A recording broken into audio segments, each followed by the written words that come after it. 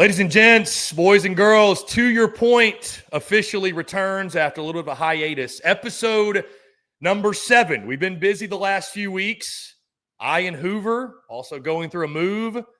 Blake Ruffino keeping LSU fans from killing themselves and keeping everything sane down in the bayou.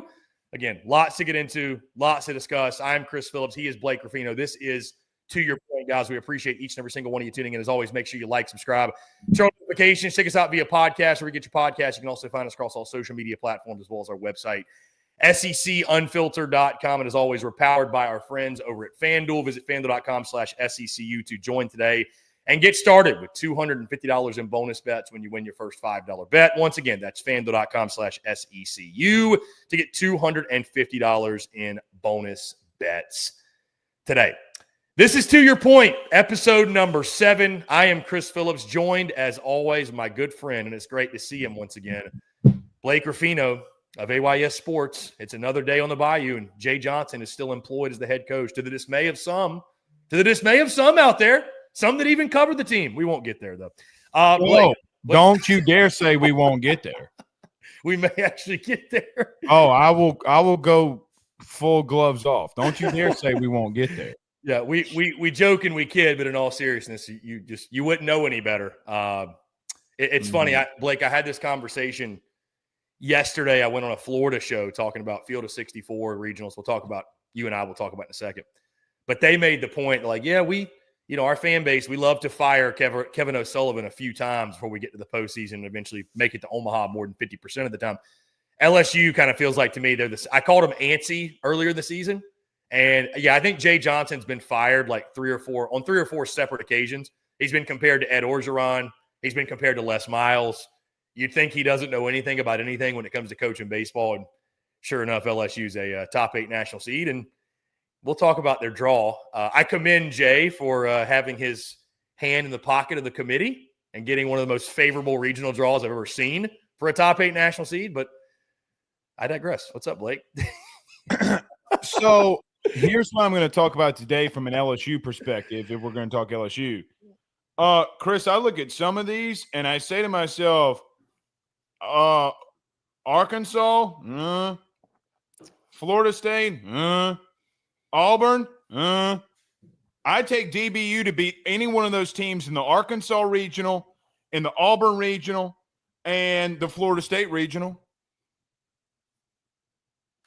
I'm not saying DBU's a bad team, but all I'm saying is, and listen, this is why everybody out there, PSA, this is why you should listen to Blake Ruffino. Because Blake Ruffino tried to tell all of us. The only thing maybe you missed on, Blake, was they were a 6 instead of a 5 when it comes to national sheets, which when I saw that the top 4 were all SEC, you knew that they weren't going to make the top 5. Which Auburn does not deserve to be there, but continue. That's a conversation worth having. The only top 8 national seed that doesn't have 40 wins. But LSU, the 6th overall national seed. But Blake Ruffino told me, we saw projections. Arizona going to Baton Rouge. Miami going to Baton Rouge. Maybe a Kansas State. I think I saw one with that. Blake said, just watch. So there was a phone call that just transpired the Sunday before the selection committee, and you called me and tell the people. You were like, Blake, I don't know. That regional Baton Rouge is going to be hell. And I'm like, hold on. Chris, mark my words. Let him cook. And listen now, did I or did I not try to bet you $1,000 that LSU would get a more favorable regional than what was projected on D1 baseball? And that's not a shot at D1 baseball. Every projection. It was every projection. Yeah. Well, and not only that, how difficult is it to project that? That's why we don't do it. People ask me, I'm like, dude, it's just right. How do I know where Rhode Island's going to play this postseason? I have no clue. But I told you, do not listen to them. Now, I got a little bit of a beef with the committee, though. And I know Jay probably has a little bit of beef with them, too, in this instance. How in the hell you going to put Auburn in front of LSU and Georgia? Auburn swept them. Okay, that's fine. Chris, they have 17 conference wins. They're 17-14. They also got swept by Texas and Georgia. So if I'm Georgia, I'm sitting here and saying, wait, what? We have the same damn record in the conference, and we sweat them Rudy Poos, and you put them ahead of us? So I will say, and we'll get into this, one, people were warned in reference to what would happen in Baton Rouge. But secondly, some of this just does not make sense. Some of it does. Chris, come on now. Like, some of this is kind of dumb. Like, if you're Georgia right now and in Georgia's regional, why wouldn't you want to be what Auburn's got? Yeah. They got a good path. Auburn got a good path. And it is, I get it, Blake, from a strength of schedule standpoint. Who they played in non-conference was very impressive. Who they beat was impressive. They beat at Oregon State. They played in that big tournament out in Arlington and they were undefeated in it. They played a very difficult conference schedule, which I know everybody does, but they're not all built equally. I was surprised, to see. I thought Auburn was a little overseeded at 4. And then, again, the regional draw. I mean, dude, we got a conversation coming out with a guy that covers Auburn baseball previewing the regional. I mean, he said it as well, Blake, that, I think Auburn got a pretty favorable draw. Like, it's pretty manageable. Yeah, Central Connecticut, Stetson, and NC State. And NC State's probably one of the weaker ACC teams. I mean, I think Stetson's the sleeper in that one, really. I mean, dude, because those Florida mid-majors are good, dude. They're really, really good. Stetson, I mean, there's a reason Florida, it's hell for them every week in the midweek. Look, and then, and then you're paired up with Conway for the Super. And I mean, now if they get the Gators, which that's a whole other conversation. Which, by the way, Blake, we can get into this since we're talking college baseball, and the cat's kind of out of the bag when I say per some SEC head coach that I talk to. I don't know that I can say that anymore because I think it's pretty evident who that coach is. The camera caught your boy. You sent it to me. You were the one. Me talking to Kevin O'Sullivan. I'm the one that outed you. You're the one that outed me. So I say this when I say, like, I had a conversation with Sully actually today. And essentially my first words were, Blake, you and Jay Johnson, y'all some dirty dogs, man, getting right in the committee's pocket. He just started laughing. It's like, listen, these some OGs of the game. You've been around the game long enough, you know a few people who know. Time in the committee or time in college baseball buys you favorability. Because I could look at Vandy's, listen, I'm going to say this, and people are like, everybody's looking at Ole Miss's region and be like, well, Blake, they got Georgia Tech. Okay, fair, but they also get to do that shit at home. I mean, they made a run in the tournament. And listen, Chris, I don't think making a run in 1 week of baseball should dictate the entire season, by the way. I know how you feel about Texas, but did you agree? Did you think they should have been the one? I thought they should have been the one. I do too. Like you said, I'm not someone. I don't like the narrative that the SEC tournament doesn't matter. I mean, ask Tennessee and Ole Miss if it mattered. They earned hosting bids because of it. But I would agree with you. I don't think even winning the SEC tournament should outweigh being the best team in the conference for 10 weekends. I just, you know what I mean? I agree. So maybe it's more of an ego, but the matchup works out too. I say it's an ego thing because you're the 1 seed versus the 2, but I mean, it helps with the matchup for sure. It helps with the matchup. It helps out where you're in the side of the bracket. I mean, I can make the argument that the toughest bracket to go through would be in any year would be when you start getting 6 through 16. Yeah. You know, that's. Dude, Coastal's regional where they are versus they felt like they should have been a top 8 national seed, which is another debate. I mean, ask them about their draw, getting the Florida Gators. I don't think anybody's getting ECU. Yeah. I mean, even then, I mean, it's like, I mean, look, Chris, I guess we're kind of already diving into it, really. But look, I don't understand some of the logic. Like, for example. Like, why? I'm just asking, why did UNC deserve where they deserved? Well, Blake, they won the ACC. Chris, I got to start being a little real with you. And we'll talk about Greg. Georgia Tech won the regular season and did not host. Didn't even host. Right. First time that's ever happened, a regular season. Well, their schedule sucked. So, but they also beat Auburn. They had midweeks against Auburn and they split. So now what? So, again, you're getting to a situation. By the way, the funniest thing I saw all of yesterday was when Georgia Tech got announced and that dude in the front row was like, and everybody else is, and then he looks at everyone and he's like, he was excited. Well, my thought during that show when I saw the LSU regional was the first thing that popped in my head was everybody moan with me. Well, first off, let me just. I know. Come on, you were giddy as hell when you saw that. You were like, "Yep." All right. Well, I'm going to throw one at you. All right, y'all go ahead and sleep on. I know DBU's good. I know they are. I get that. Chris, they got 9 dudes hitting. You don't even have a Power 4 team in the regional. Come on, man. Little Rock and Rhode Island. I know you told me Little Rock's got somebody throwing 100. You know what? Take out DBU and give me Mississippi State if I'm Florida State then. What's it? We can P4 this thing all we want to. You know what? Let's switch. Give me Mississippi State from Florida State's regional, and I'll give you DBU, and let's see who wins it. That's right. They gave LSU a hell of a game now. Excuse me. LSU gave LSU a hell of a weekend. Well, they swept their ass.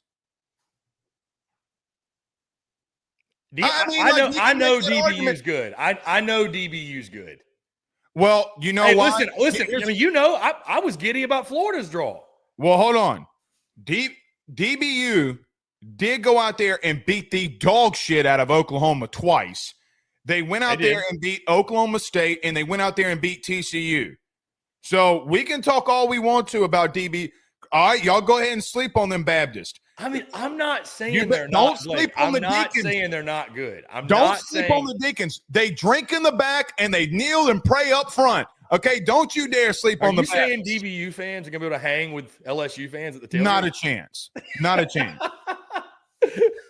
Not a chance. But I do think that there were some ones. I mean, look, if we can dive into the 64. I mean, Chris, I guess I'd ask you. I know this is kind of like your show and your platform, and you run and it's open ended, baby. Let's do it. But I mean, have you done a bracket? I mean, I have not filled out the bracket yet. We will be dropping our predictions Thursday.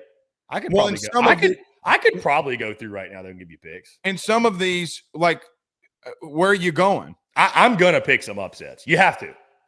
I know the number one upset that you're I'll tell you. Yeah, I'll tell you this: the Florida. Teams. Yes. I mean, I've already put it out there how excited I am for that one.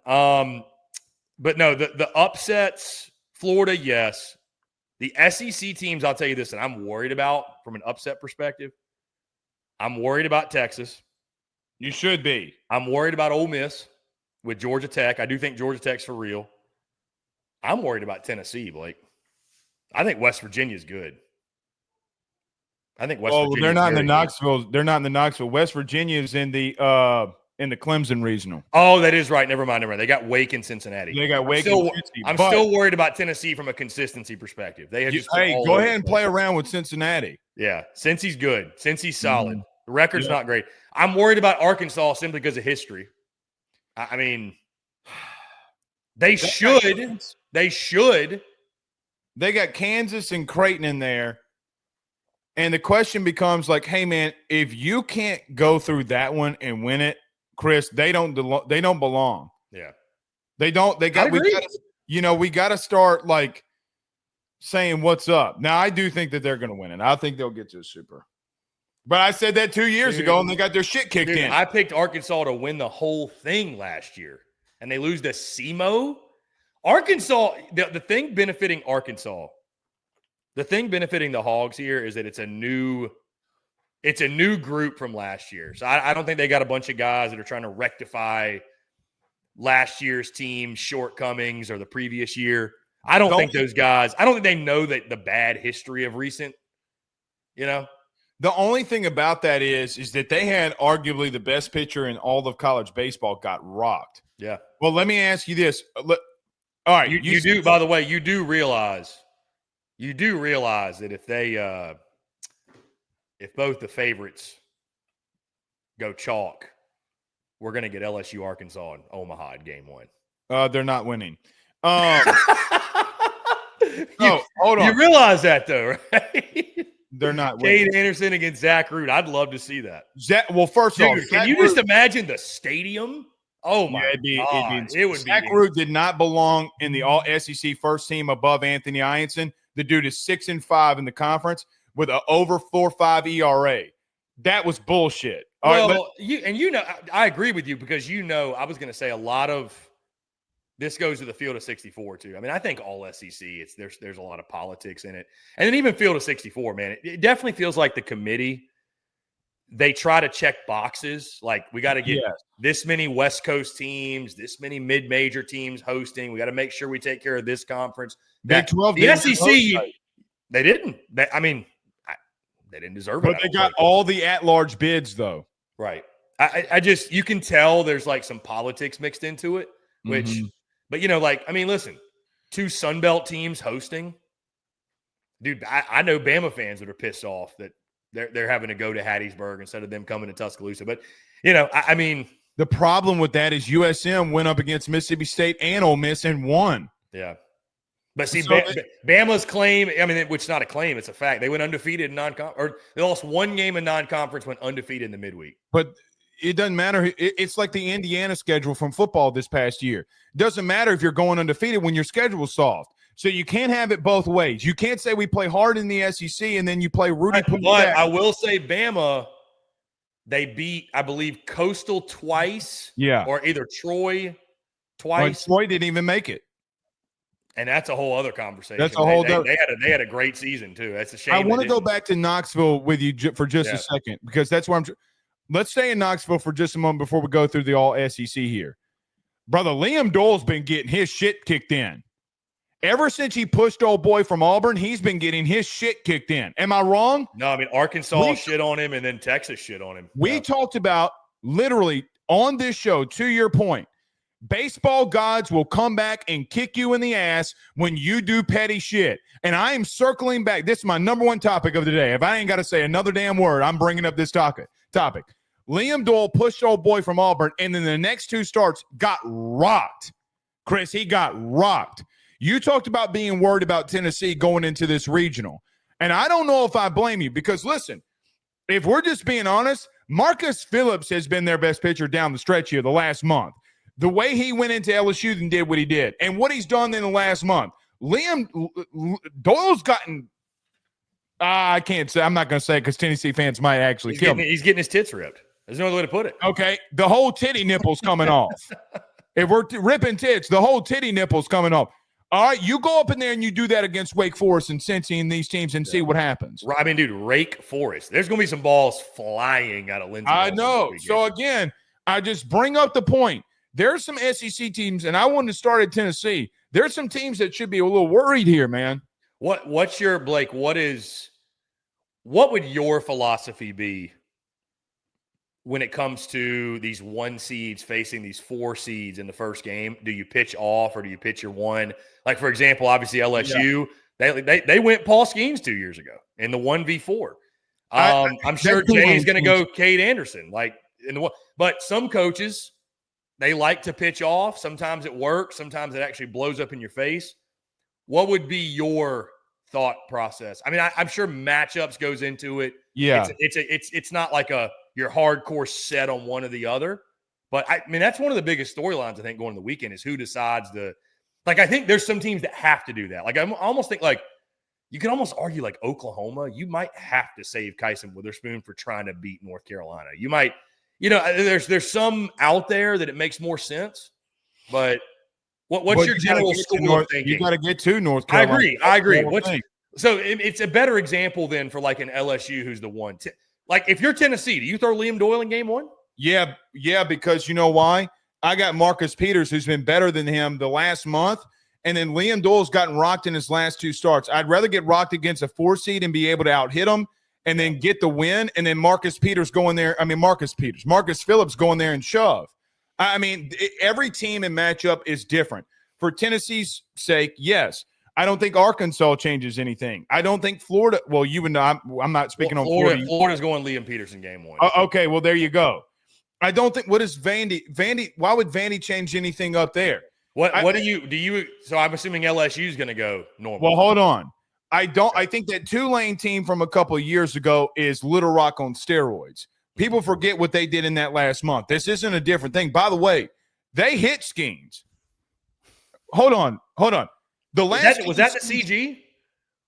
Yeah, it was. If it wasn't, it was really close. But I think he did go a complete game. But hold on. The last time Paul Skeens gave up 5 runs in a game, it was against Tulane in game 1. In any sport, in any game, in any situation, in Major League Baseball, legitimately. He hadn't even done that in MLB. Right. So, again, Little Rock, some of these 4 seeds we always sleep on, but they come into this tournament and they're red hot.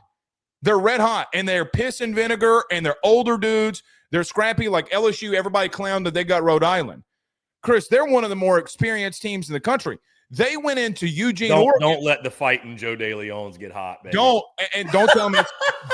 Don't tell him I said this, Joe. Chris, they went up to Oregon and in game 1 beat them 12-11. So again, I think we see the name of these teams and say to ourselves, "Oh, this team is complete ass." No, I saw that team go across the country and beat the shit and put up 24 runs in 2 games against a host site. What? Hold on now. So I don't know that anybody that's made it to this point is complete ass. No, I will say, is it Binghamton that's like 20-32, and they made the? There's one of them. There's one of them that's like 20-32. But then you have a team like, was it Northeastern? And Mississippi State's got a team that's won 27 straight games. 27 straight games. So, but have they faced a Pico Con? No, they haven't. Right. No, and listen, because Mississippi State was the team that they were this year, here's a hot take. I think Pico Con was the best pitcher in the SEC if we look at it from a whole prolific standpoint. Chris, he lost, 3 games by 1 run? He gave up 1 run? Yeah. Like, what? Bro, what? Like him and Kyson Witherspoon were similar in that regard. Very similar. So, again, I think it depends on who you are as a team. For example, I think LSU can do whatever they want. Arkansas is a little bit different, okay? Because in that regional, can you not out-hit Kansas and Creighton? Dude, Kansas is sneaky. They are very sneaky. Crank the hog, as they like to say. Paul. Well, that's also what Bonnie Blue says. But at the same time, God bless. Cheers. The rally pillow on that note. Oh, I got 2 rally pillows in. We've been in baseball all day, baby. I've been having them rally pillows. But I look at teams that aren't hosting as an example. This is where I wanted to go. You better throw your ace if you're Bama going into Hattiesburg. There's one thing that Ox and them do at Hattiesburg, and I love their program. Brother, they've developed guys like Hurst and Waldrop and dudes all over the place. They got more dudes in minor league baseball that are pitching than anybody in the SEC damn near. They're a factory. And I put that in all 3 syllables. What do you do there? Like, what do you – I think you got to go Riley quick game 1 if you're Bama. But here's the thing. Talking to some of them, this is going to – I say it's going to tell me I like Rob Vaughn a lot, but – you have to go quick, man. Like you have to go Riley quick. Tyler Fay didn't pitch bad in Hoover. Granted, it was against Mizzou, and he's had his outings. And Zane Adams at one point was your Friday guy, and he got bumped to Sunday. And I think you saw why. He came in against Tennessee, and it's just the stuff just got shelled. Quick is by far their best arm. I agree. I'll tell you this, Blake. I agree with you. If you're not a host and it's a 1-4 and you feel like you just got some dominant matchup, and if you're a host, you've probably definitely got a number 2 starter who is like LSU's got 2 number 1s. Like Florida right now, talking to them, they have 2 number 1s. They feel like Liam Peterson and Aiden King are equal. They could start either, and they're kind of the same the way they throw. If you're a 2 or a 3 you need to throw your ace game 1. You got to win. You just because you probably don't have. Your number 2 is probably not good enough to go dig you out of a hole, and you don't have enough pitching depth to dig yourself out of a hole. Well, and that's what the key to it, Blake, is all comes down to is can you stay in the winner's bracket? Because it's correct. Like Florida last year, they came back from a loss and won the regional, but that's rare. That's not the norm. Like no, typically, it's not. The team that starts 2-0, I don't know the exact stat, but they're winning the regional 75% of the time. It's you're such an advantage. So. Yeah, but I will they throw would be this at crazy you. not to throw their ace. It'd be I'll crazy. throw this at you now. Okay, now stay with me. Some of these situations you do have to throw your ace because you're going into a super regional and you don't want guys coming on short days rest. Good point. It's a good point. You know, so like there's a couple of things that you got to factor here outside of, like, for example, if for whatever reason Arkansas doesn't want to throw Root or LSU doesn't want to throw Anderson, and let's say you make it to a super regional and both of those dudes come out rocky. What happened the last time that Root, for what it's worth, went on a short week? What happened? Well, he got tattooed. What happened the last time that Liam Doyle in back-to-back weeks came off a short rest?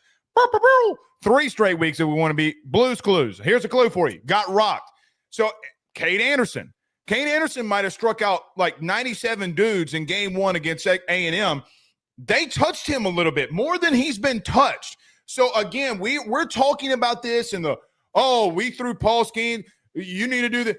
You got to also understand that if you win that thing, you got to play to win. You also got to play to understand that if I make it to the super, I can't blow my wad on the regional. Now, you do got to blow your wad if you're losing. You know, like you got to go all out. But there's this is what I saw in the tournament more than anything. And I think Jay brought this up just since we're talking about him.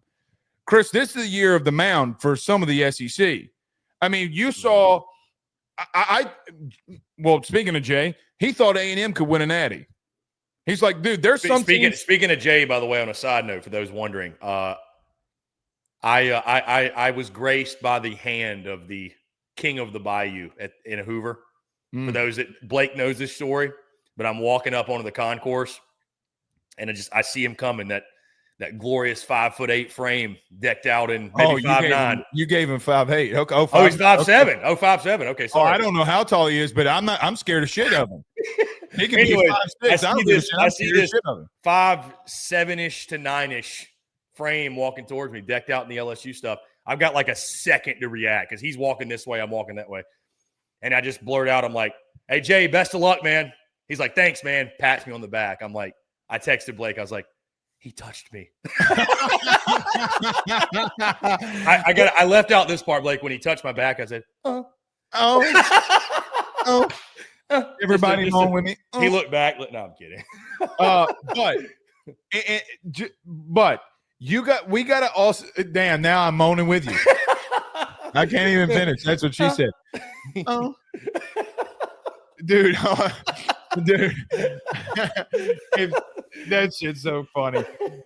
But you get to a situation too, just to end this, you got to do whatever you got to do. I would be shocked if some of these teams, because you can't disrespect an opponent.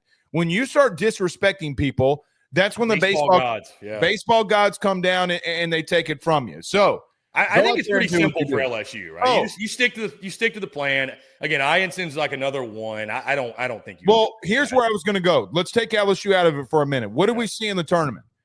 Okay, I saw Ole Miss might have some of the best bullpen arms in the country. Dude, their bullpen was phenomenal in Hoover. Phenomenal. Well, here's the thing, and we went this whole time not talking about Ole Miss. We need to give them some love, brother. Speaking of Liam Doyle, they lost him and Andrew Fisher and almost won the thing. Like, Mike Bianco's recruiting and developing at a whole nother level. If those kids stay in Oxford, and here's what Ole Miss fans need to hear, if you give Bianco any NIL money. Yeah. Because, listen, when it comes to baseball, more people with LSU know what's going on at Ole Miss than people understand because of Mike, and they have for a long time. The truth is, Chris, I'm not saying it's Missouri level or South Carolina level or anything like that. He is not funded to do what he just did. That is pure coaching. Georgia Tech better watch out, too, because I saw a team that played with a shitload of confidence, and quite honestly, Chris, they got a 6'5", 250 second baseman. Either they're going to strike out or they're going to mash on you, but you better not get in a one-run game against them, because if you do, you're in trouble, buddy. That was arguably, to me, in the 5 years that I've really covered just SEC and baseball, that might have been the best tournament like pitching run that I've seen in a minute. That was special what you just saw there, too. Him and Vandy both. Them and Vandy both. Vandy I mean, you think about it. Two of the teams with the best pitching, the best in regards to pitching depth. I mean, they both made it to the. And that's a whole nother thing. Vandy, good on you. Good on you for talking positively on Ole Miss after they beat LSU. No, you can't. You got to tip your cap. You're a baseball guy. You got to tip your cap. First off, when have I ever never not tipped my cap? I know. But secondly, hold on. About Vandy. You were in the same situation 2 years ago and you lost. And Xavier with Laura and the boys came in there and wasn't it Blake? What did I think Mikey and you shared it that the last time Vandy was the 1 seed and LSU was the 5-6 seed, LSU won an Natty. Yeah. And Vandy lost to by the way, the last time that LSU got shut out in the tournament and only had 2 hits. Well, I mean, don't get the voodoo rolling around here now. Yeah. But Vandy, hold on, Corbs, you were in the same situation too. I had to issue an apology to Corbs, and he shoved it up my ass. God, what a weekend for them! And by the way, they're hitting now, so good luck. And dude, I mean, I never saw it come. If you'd have told me when I left in late March when they got swept by Arkansas, you could see the pieces, right? Like you're like, this is a good team, could be a host. If you'd have told me that'd have been the 1 seed, I'd have been like, no shot, no, like not even a chance. I will admit this, Chris. I don't think that they deserve to be the number 1 overall seed. If you'd have told me they'd have been a top 8, I'd have thought that was far fetched. At that moment, I would have. Probably a month ago, you're probably right. But what happened over the last month and a half? The numbers reflect it. Blake, they just started hitting. They have the pitching. They just finally started hitting a little bit. Brody Johnson came into his own. RJ Austin finally, they were able to get him Austin's raised his BP. Did you see this? His batting average 65 points in the last month. They're able to get him out of that 3-4 hole and put him more in the leadoff of the 2, which is where he's a guy that is going to hit. He's like a Curiel. He's going to hit 250 with his legs. Whatever you do after that, just speed kills. And you're more naturally equipped at that 1-2 versus like you don't ask him to be the power guy. He's not a power guy. Right. You know? So, well, here's the interesting thing. It's funny how baseball comes around. I don't know if you remember this. So speaking a month ago, so today's the 27th. Mm-hmm. A month ago today, guess who they lost to? Or guess who they lost the series to? Ole Miss. Mm-hmm. They lost in Oxford. In Oxford. They lost 2 whooped or 3 their ass on Sunday, but yeah, they lost first. They whooped their that's right.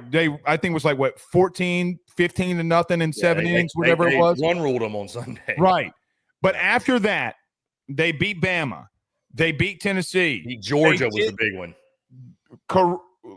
And Tennessee was the big one. And Kentucky at the end there. Yeah. And Kentucky there at the end. They did lose to Louisville in like a boo-boo midweek. But to your point, they also swept Georgia. Swept them. Didn't beat them. Swept them.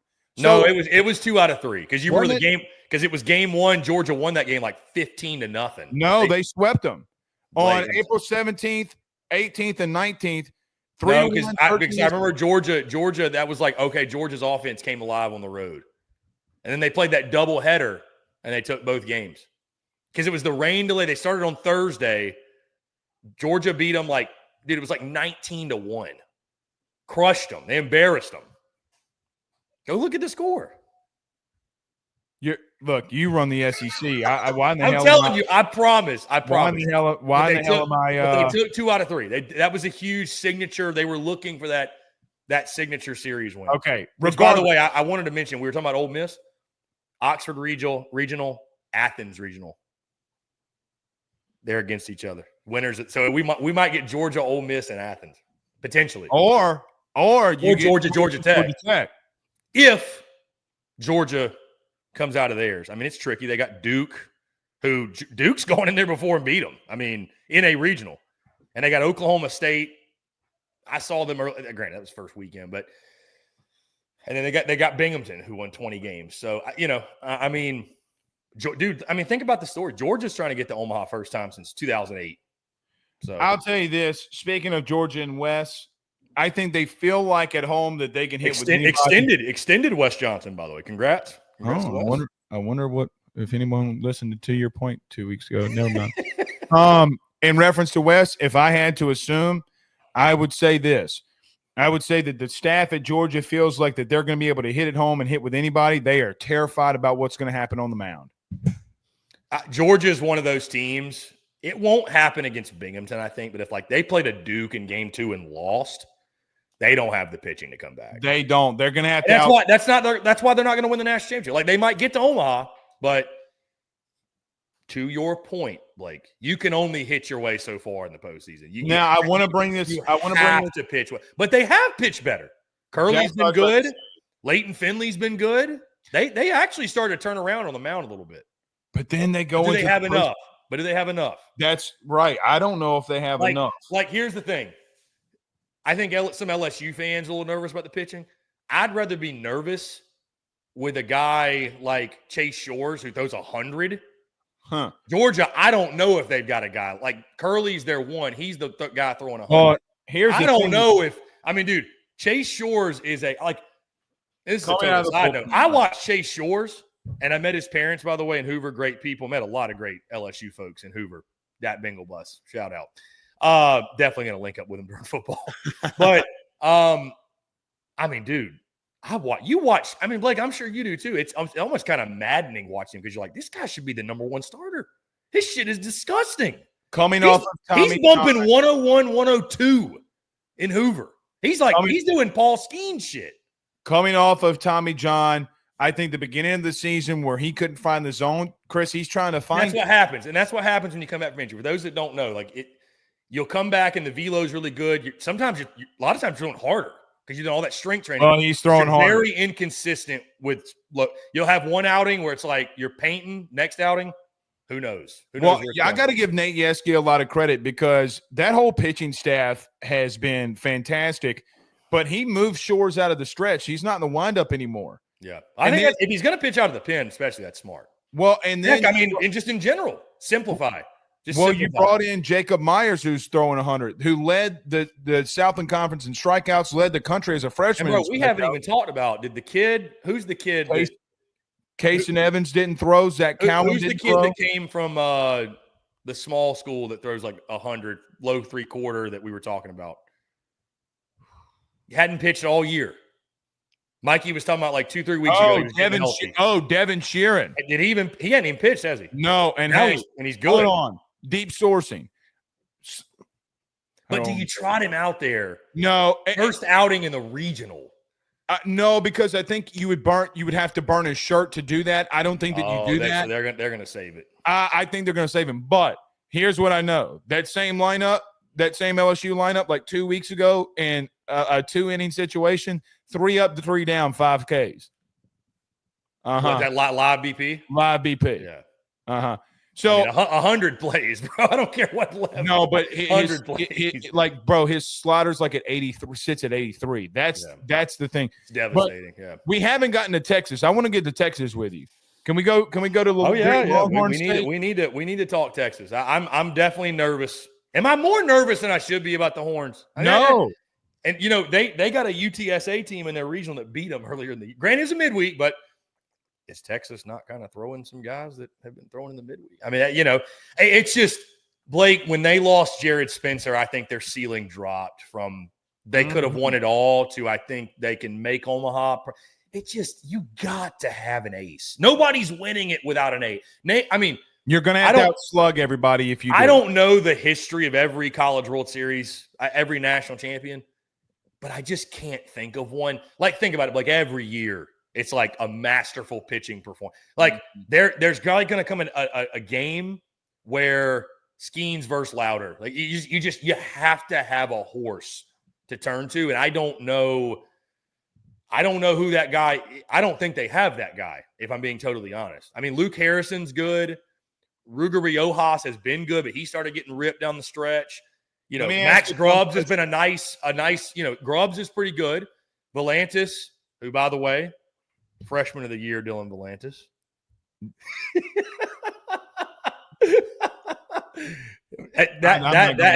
That freshman of the year was picked by Greg Sankey himself. He just to stick it to Blake Ruffino. You know that Greg Sankey's first game of the SEC tournament, guess who played? Was Texas, Tennessee.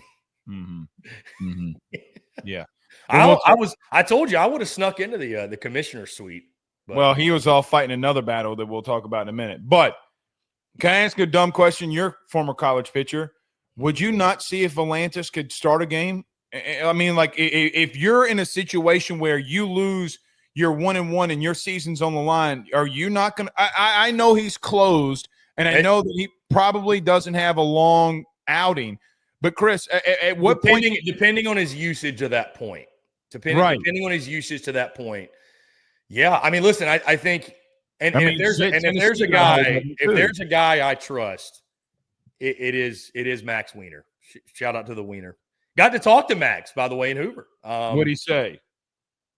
I mean, stop talking to Kevin O'Sullivan. Come over here and talk to us. Nah. I mean, he was awesome because we've been very complimentary of Max, and I mean, listen, deservedly so. He took a staff that I didn't think was going to be.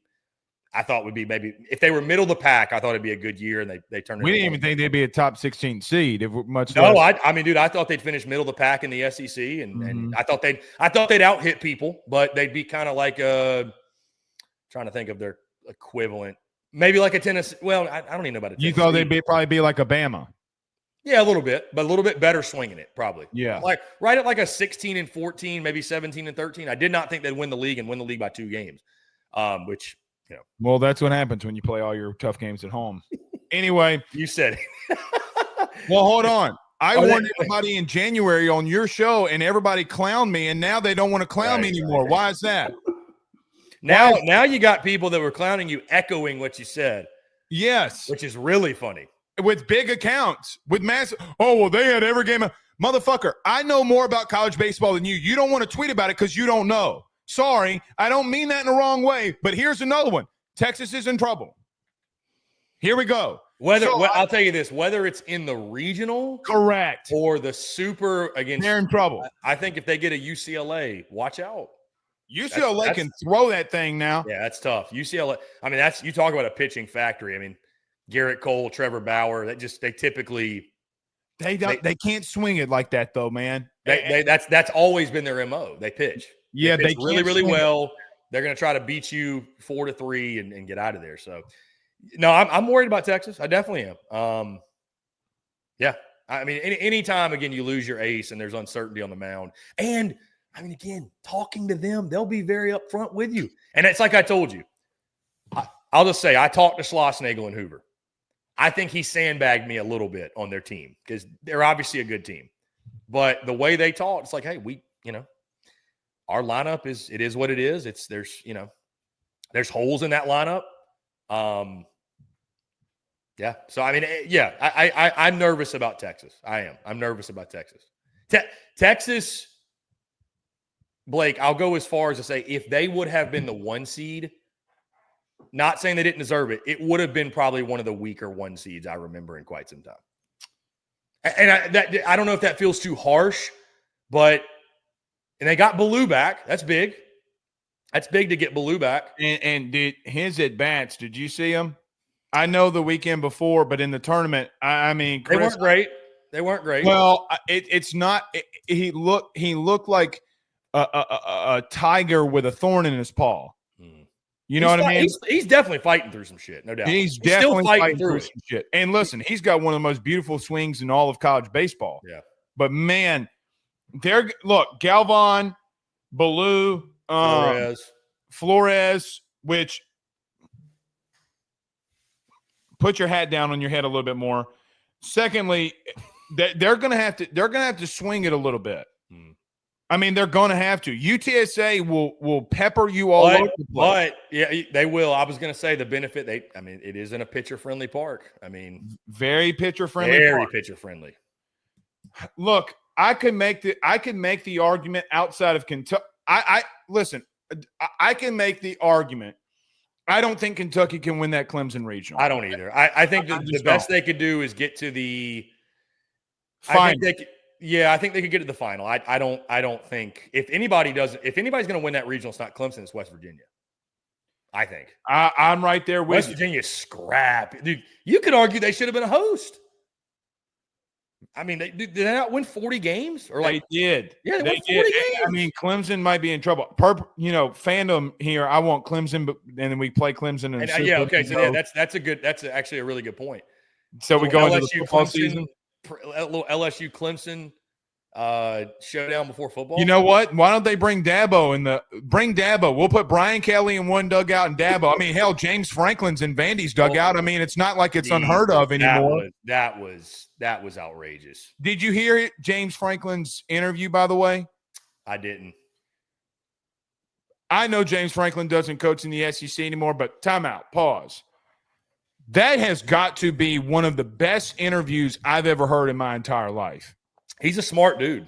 When he talked about Corbin after they got to the playoff, and then when he struggled and lost some games, and the first person that calls him is Tim Corbin saying, "Hey man, I'm here for you," because they were at Vandy together. Mm-hmm. Boy, that was and they're so tight. They're very close. Yeah, and then James Franklin calling Corbs the night before the conference championship game, or I said, I guess SEC tournament championship game. He's like, "I'm not missing this."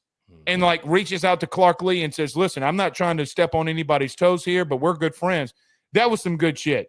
But the Kentucky and Mississippi State might be the only two teams that I just don't know if I see them coming out of their regional. What about Oklahoma? You give them a shot? I do give Oklahoma a shot. The reason I give Oklahoma a shot is because at any given moment in the postseason, when you can pitch the way that they can pitch, anything can happen there. That's kind of how I feel about State too, though. If they can get past Northeastern, you give me Sierra against Florida State, who they're definitely going to get, I think, in game 2. I mean, I saw Sierra dice up Ole Miss. 15 strikeouts. Here's the thing about Florida State that could scare some teams, and why. Now that's a team I think I would understand saving Jamie Arnold for game 2. I would. Maybe, but here's the problem. If you got in a late game situation, what has been Florida State's problem? Chris, you know that they had a weekend where they walked in 9 runs. Walked in. Yeah, I remember that weekend. So maybe. I mean, listen, stuff like that. There's 2 things I don't trust in this world. Well, 3. I won't mention the third. Bullpen arms. College bullpens and college kickers. There's a third I won't mention. No, you got to mention the third. You're just going to have to edit it and write the time down. No. I'm going to leave it out. I'm going to let people wonder. No, college bullpens, college kickers. I don't trust those 2. Hookers, cocaine, and bullpen arms for me. Not cocaine for me. Yeah, I mean, it's the great Theo Vaughn says you can't even do cocaine in America anymore. You got to be worried about cocaine now. You can't even do a good line of cocaine anymore. It's a shame. It's a shame. I mean, he just told it to the vice president of the United States, It's a shame. Yeah. Looking at it, man, I think this is going to be fun, Chris. Listen, there's no better regional, though. Hand to God. There's no better regional than what is happening in Hattiesburg, Mississippi this weekend. There's not. It doesn't exist. So if you're a baseball fan. Pack the Pete, baby. Pack the Pete. And listen, as someone who's been in that, my cousin, I was telling you the reason we kind of recorded this late. My son Ben went to a baseball camp. Well, this team that the hat's fire, by the way. Okay, shout out to my cousin Clay. What's the team? What is the team? The Franklinton Demons. So he's the head coach, and so my uncle was the head coach before. My grandfather was the head coach before him. So listen, he pitched at Southern Miss.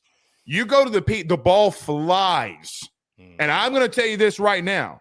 Hot take.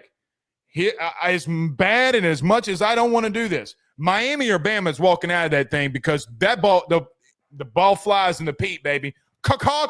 And I love USM, but man, Snell and the boys can go in there and beat the shit out of people. But Miami's been red hot now. I'll be honest. I was worried as shit that they were going to find their way in Baton Rouge.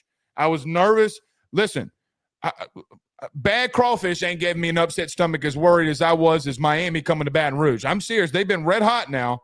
So that bubble guts. Oh, I got more bubble guts than bad boudin on a Sunday morning before church. I mean, listen, I've been fireball drunk. You ever been fireball drunk and your tummy starts humbling? Yeah. That's what I felt like. Like, Speaking of, it wasn't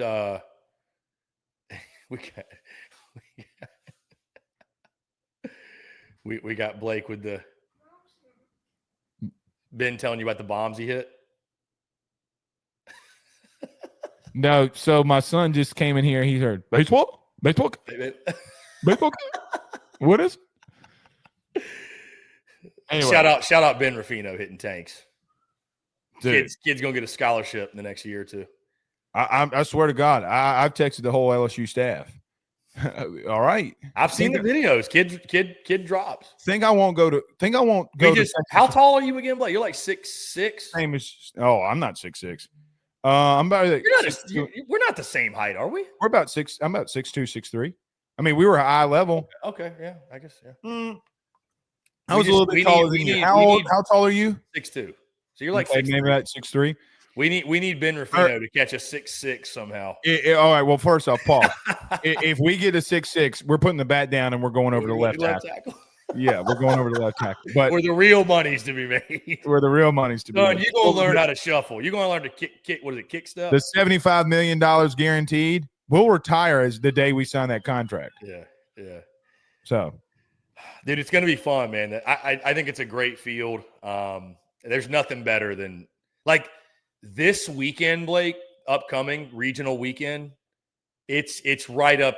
I mean, I'm obviously a bigger baseball guy than basketball guy, so I think from a sports perspective, it rivals the first weekend of March Madness. Again, not everybody's going to agree with me because they're not all baseball people, but if you like both, it's a similar feeling. Like people have been asking me all week, what region are you going to? What region are you going to? I'm like, bro, I can't wait to just be at the place. We're going to be doing a bunch of live stuff. I would love for you to hop in at some point, maybe, because we're going to be live. Like we're doing rain delays around here. I'm going to have 3-4 screens going, all the games. Dude, I cannot wait. Hold on. Cannot wait. This was not on the agenda, but there's no invention ever better created than squeeze play. Oh, dude, it's 4 screens, and then you can, get other screens involved. Yeah. I'll have one game on the big screen, one game on another. Maybe squeeze play on the other TV, and then probably have the laptop or something else going. Maybe I've got a third TV. That's how I do during football. We'll put that on another game. But yeah, we're going to be rocking and rolling. By the way, you mentioned some of the Louisiana delicacies. I got to go back to the week in Hoover, that Bengal bus. Blake, my God, that food had jambalaya, had boudin sausage, had. Did anybody do pastalaya? I couldn't tell. It was pastalaya. Excuse me. It wasn't jambalaya. It was pastalaya. Mm-hmm. Jambalaya and a crawfish pie and a filet gumbo. It was the whole. Tonight you're going to be on a show with Blake Ruffino. See how that rhymes? We might have to remix it. That could be the intro to the show. Oh, we can do it. I'll get Coach Joe to narrate. Dude, it was. I mean, had the baked beans. I don't know what was in it. Dude. This is how you know it was. This is how you know it was good too.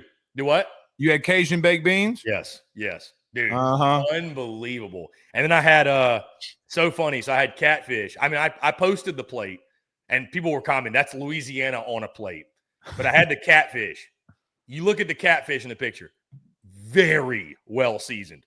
And the guy comes up to me, and he comes up to us. He's like, "Yeah, I was a little fucked up when I made the catfish. If there's a little too much seasoning on it." I'm like, that's how you know it's good. Well, that you know what they say, like from the Louisiana perspective, it's you're so drunk when you're cooking. That's like with the crawfish that you had. The reason they're so spicy because did you notice everybody was fucked up? They don't know when to stop. No, they don't know when to stop. There's no measuring going on. It's just till you feel right. Right. Yeah, everybody says like I overseason my food, and I'm like, bro, y'all don't put any salt and pepper's not seasoning. No, it's not. It's not. I mean, Blake, I've gotten to a point where, and this isn't crazy, I guess, but I've gotten to a point where when I eat pretty healthy when I'm at home, like I'm eating like scrambled eggs and like for a protein for lunch, I eat a pretty late lunch. Dude, I put Tony Chachere's on the eggs. It's so fucking good, dude. That Tony seasoning is so good. But I ate that plate and I had like another plate or another bowl of pastalaya. And I drove home and I was fine, Blake, but I was like, I could absolutely nap. Like, my God. I could take the fattest nap. It's a winter dish I've ever taken in my entire life. It's a winter dish. I mean, because it's so heavy. You're putting cream in there. I mean, but it is. Look, here's one thing that I love is like how passionate the fan base that I cover They're as passionate about the cooking as they are the right. the I mean, Chris, how much you think he spent on that bus with everything, with alcohol and I mean, that's $200,000 that he's driving around at minimum. I was Blake, not to put people's business out there, but I mean, you can look at that bingo bus and tell they put $1 million in that bus. Oh, without a doubt. I was told they put $1 million in that bus. Oh, yeah, right. I don't know that at all. They do it right. You got the frozen. I mean, Dylan Cruz's dad. Who remember the bus we passed? Remember his bus? Yeah.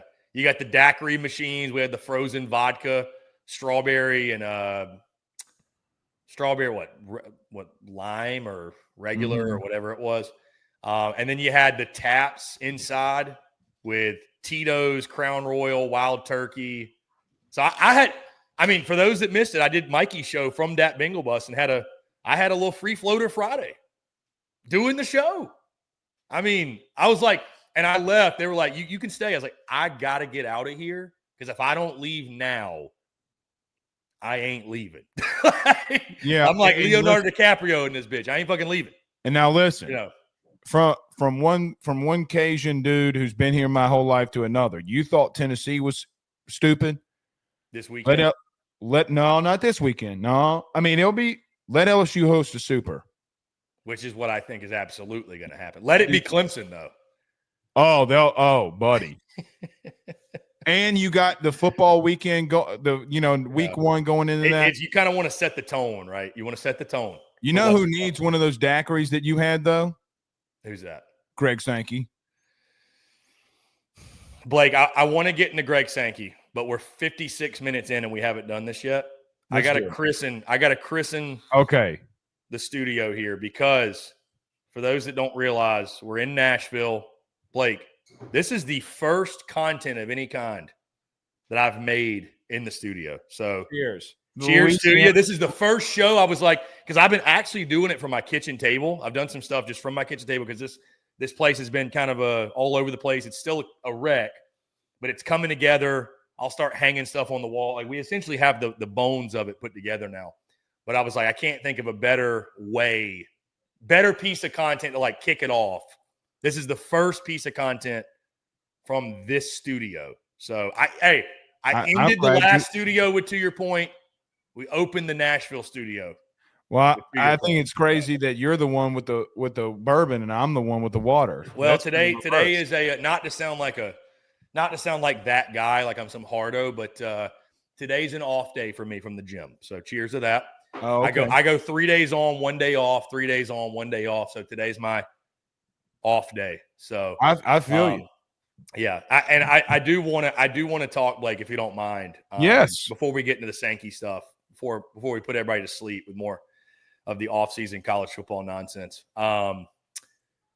Blake, Nashville's a good time. Oh, I bet it is. Yeah, I need to give you the play-by-play of the opening weekend. So this is the weekend before, obviously, Hoover gets going. So Wednesday we get moved in, get it all. We get it all in, not unpacked. We get it moved in. I'm beat, whatever. We pass out, all good. Long day of moving. Starting on Thursday, and I had my brother and his friend help me, and I said, hey, because y'all helped me out, obviously, you saved me a lot of money from getting a moving company. Going to take y'all out in Nashville, show you a good time. So Thursday night, we go in the local area that I'm in, go to a couple bars, have a lot of fun, pretty fun night. Friday, Blake. Yes. You remember when I took half a gummy and I said half a gummy was too much? Yes. And I was like, a quarter gummy is the perfect amount. Well, me and my brother, I'm like, let's, and I'm thinking, because like you go out, like tonight's the night, Friday night, we go to Broadway. Mm-hmm. And I'm like, the drinks down there, they're like $10-15 a pop. God, this is so much too, by the way. Yeah, it's not cheap. I mean, it's not cheap to drink in Nashville, period. So I'm like, hey, let's take a quarter gummy. That way we're feeling good. We only need to get a few beers and we're fine. Dude, Blake, I'm here to give you some breaking news. I don't know if a quarter gummy's it either for me, because me and my brother were just I mean, we were the level of high of we were looking at each other and we just start dying laughing, and we're looking at each other like this. I mean, we had people groups of people, if you will, male and female, trying to have conversations with us. And like, I was incapable of carrying on. It was like, I was able to carry on a convo, but also I was like, my brain was outside of my body watching me, where I, like, you know what I mean? Like, it just wasn't fully there. Like, didn't feel like it's not drunk. It just, so that Friday night was a time. Broadway was a time, hit a lot of the best spots. I don't think my brother and his friend will ever be the same. Dude, we get to the first place and immediately, my brother's friend's name is Kevin. I don't think he'll mind me saying this. His brother's name's Kevin. We get to the first place and we're just like, we're talking conversation. I'm like, Kevin, I said something to Kevin. This bachelorette party of like 10 girls is like, oh my God, your name's Kevin? Kevin? They just grab him. He's gone. He's like 50 yards away, gone. They just took him. We're like, and that's okay, so Kevin. So it wasn't the last time. Apparently what happened is the bride is her husband that she's getting married to is named Kevin. They're like, we're going around Broadway taking pictures with every guy we meet named Kevin. I'm like, okay. All right. Okay. All right. So safe to say Friday night was quite a time. Blake, I'll tell you this. I was so high. We went to some burger spot. I couldn't tell you what it was. Could not even remotely tell you what it was.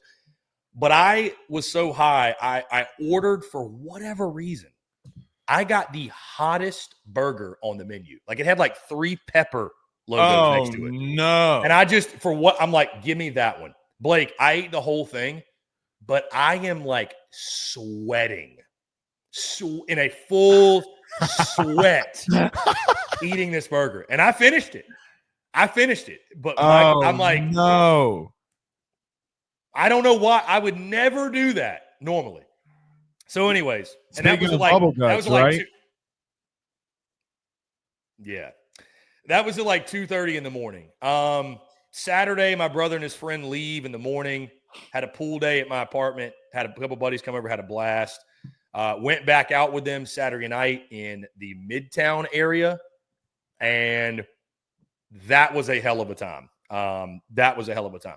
I've also, without going into too much detail, which I've been on my best behavior or as close to it since I've been here, I have noticed something about Nashville, though.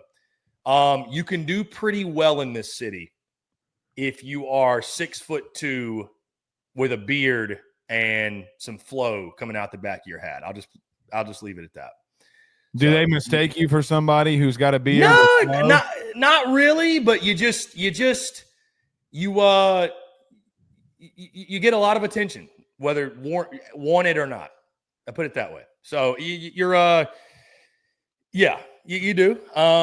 You know what you need to do. We've behaved. I've behaved, but you do. You flat out. I have been asked, "Are you a musician? Do you do music?" That's what I was about to say. I have been asked that. Right? You need to learn how to play the guitar. Just because now, you got to learn how to play the guitar. Yeah. No, I mean, it's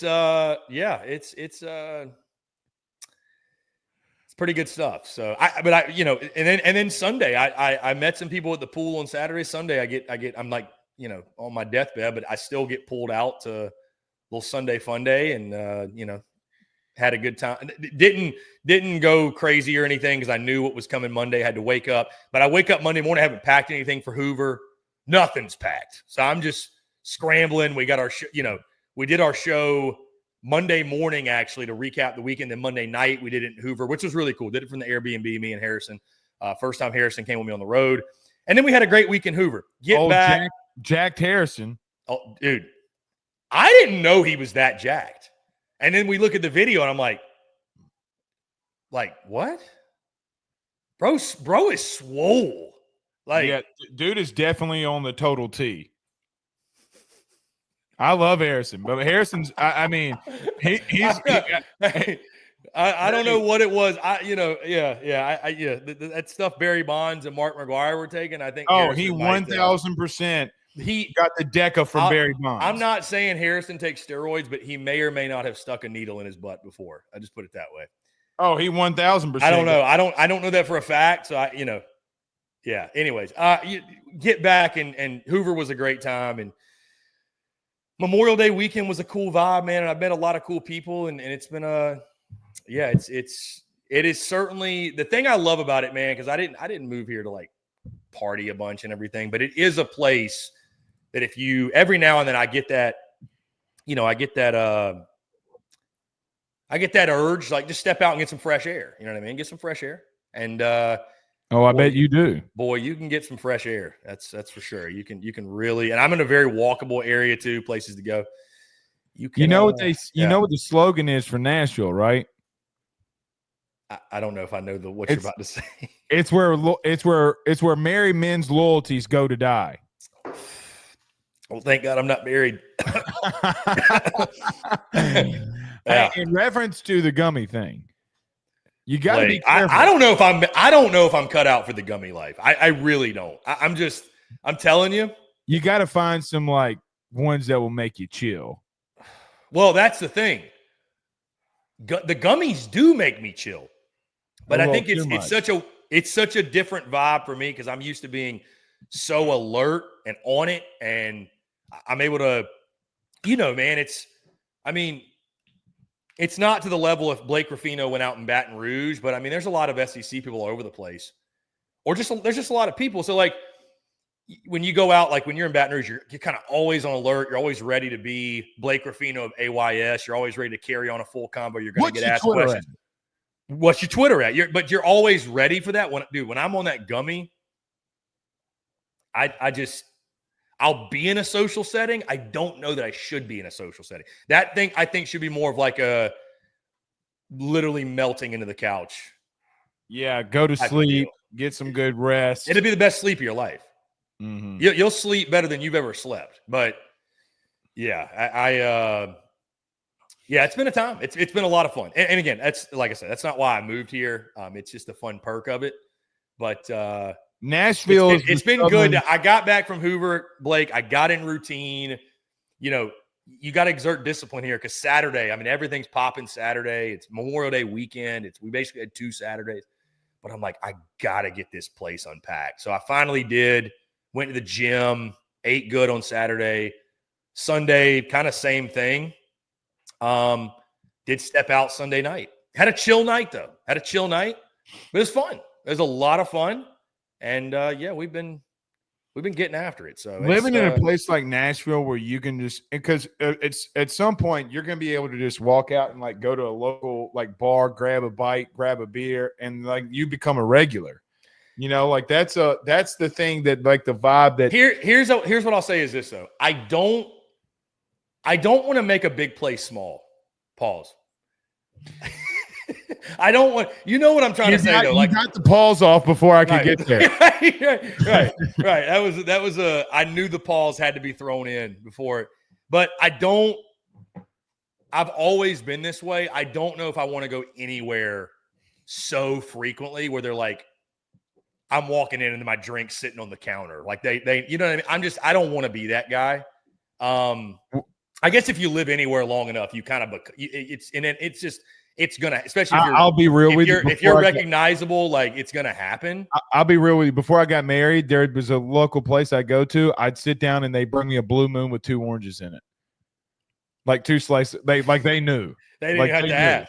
No, they didn't. There's some places in Louisiana I'd love to be a local at, like a. No, you wouldn't because if you're already got a problem of drinking and eating too much. Now I'm just sitting here like, Jesus Christ, that's how you know you're alcoholic. But it's different if you can just have a vibe though. Like, hey man, if there's somewhere next door, like, Nash has been cool though, man. Like I literally went from living in a suburb in South Carolina, not a whole lot going on. I never went out to now it's just like right at my fingertips. And I live in a super dope place. So it's like, I'm talking about like the apartment itself, complex. So basically a party at your house. I've literally already told you this. You and the missus are welcome anytime, or just you. No, like I said, loyalty's coming down. I'm trying to stay married now. I'm not trying to get all that, but I'm happy for you, man. And it is. I've been there 3 times in my life. It is such a great place, man. It's such. I'll say that you said so. You said Nashville's a place where loyalty goes to loyalties go to die. Yep. Married men's loyalties go to die. I will say it's a place you got to have discipline because a good man can lose his soul in this city for sure. Right. Yeah. You can do some things you're probably not proud of, or maybe you're proud of. New Orleans no more. It's probably like the equivalent, honestly. It's a cleaner New Orleans with more country music. Lots of live music. I don't think Broadway ever closes. And I've only been there once since I've been here, by the way. But I don't think it ever stops, truly. Yeah, and you know, when you live that close, you kind of like everybody wants to go there, and you're like, I'm not gonna dox where I live because people are insane. But I'll just put it to you this way, Blake. We took scooters to Broadway on Friday night. It was a 7-minute scooter ride. So could you imagine my fat ass on a scooter? Be like, now we need to get that. No, there's no way. I'm not breaking my neck for no Nashville or you or for content. It won't happen. Or for content. I'm not breaking my neck for content. That's really what it's for. My plan is to buy my own electric scooter. They're obviously a big thing here. The Lime scooters and the bikes and do they have the app? Do they have the app where you have to like download the app and all? Yeah, I know those. Yeah. It's I don't know that it's really cheaper than an Uber, but it is fun. But here's the thing. The scooters, they're no longer accessible after midnight. So you can take one out. You cannot take one home though.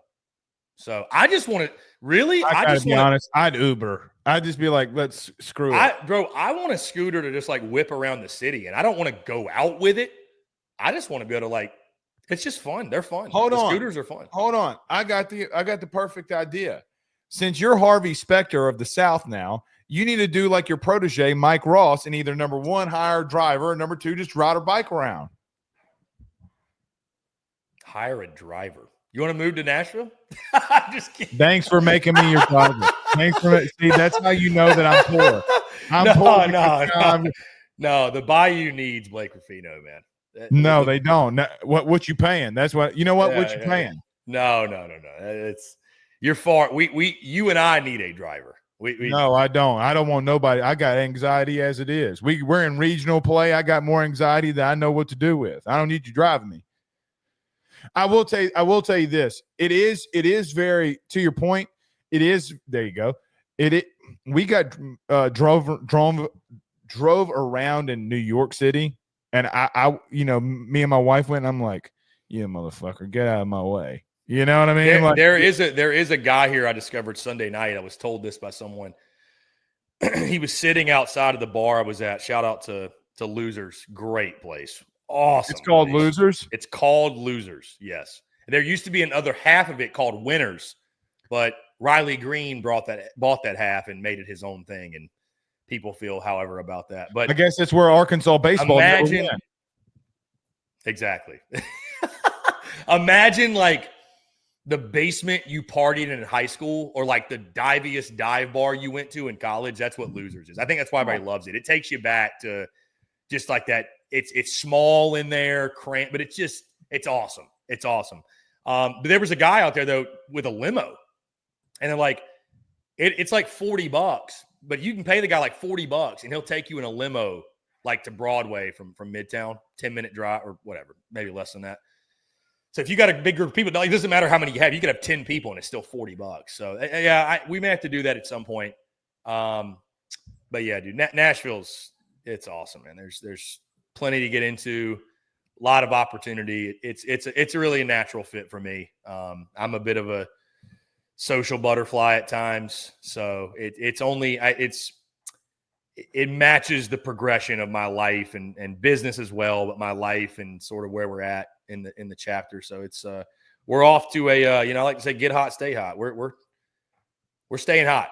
We're staying hot. So now just wait for the fall when all the weddings, and then you got better weather. And yeah, and I mean, dude, funny enough, like there's always something. Like, dude, I didn't know this was happening. I got buddies that I know from Jack's Beach, Jacksonville. They are coming into town. They're getting here on Thursday, and they're like, "Hey, we're going to Broadway." But I'm like, "Here we go." But I told them, I was like, "Listen, I'll come out, hang out with y'all Thursday. We'll have a time." But even Thursday night, like it won't be. We won't let it loose because Blake, Friday shit gets real. See, it gets real. 11 a.m. 11 a.m., that baseball's rolling. So, see, you know this about me. The last 2 times you've come into Baton Rouge, listen, we'll go out to eat. We'll have a couple of drinks. But listen, bro, Friday rolls around, work starts. Shit gets I mean, for our business, we can have a whole show on that. Like, hey, bro, like work starts. That's the beautiful thing, man. I think you're probably wired the same way. I know you are. Because your parents, they worry about you. Hey, don't have too much fun, or people like, I'm blessed to say, man, like, I'm going to have fun, have a good time. I think it's vital to, like, be able to, again, get out of the house, let loose within reason, right? Don't do anything stupid, which certainly I've never done before. But no, it's, dude, nothing, when you're as passionate about it, I think, as we are, and it's, nothing will ever get in the way of my purpose. That's always going to be bigger than any party or, like, any of that shit. So good for you, because I've done some dumb ass shit. No, I've been right there with you. But it will never outweigh it. Like, right. What I love to do, which what I like. When you don't, I don't think you have to worry about that as much with people that they love the grind of it all. Right. Like, I will never. Like, I care, you care too. We take a lot of pride in it, care deeply about the grind and the product itself and the product we're delivering to the audience. I'll never let that other shit get in the way of what we're delivering to our audience. Well, and I feel like when you miss a day in our business, it feels like missing a lifetime. You can't miss a day. You can't. There's no missing a day. Yeah, I mean, it never stops. I mean, that's one of like the challenges, I would say, of sports media versus, or, probably any kind of media, but certainly sports media versus, people, there's pros and cons to everything. So I would say the con, to be to the point that you and I are, to even get to a point where you're doing it full time, you have to be locked into a level where, without a doubt, you have to be locked into a level that most people, 99.9%, I would say, they're not willing to be locked into. Well, and they can't be. They just don't have it in them, right? You have to love it so much or be so passionate about it. Like, you have to be locked into a point, almost deliriously so, to where nothing's going to get in the way of that. So I'm fortunate to say, like, that's how I'm wired. Again, I'm going to have a good time. But you know what, Blake? You've probably done the same. Chris, I had to go on my I've done plenty of shows hungover. And you just push through it. You just like, I'm not going to let it get in the way of what I'm doing, obviously. Like, Chris, I went to my nephew's graduation this weekend. I'm not missing. I saw you doing your live from whatever house. Well, but that's the thing. I missed Saturday because I couldn't. I mean, we got family stuff going on, whatever.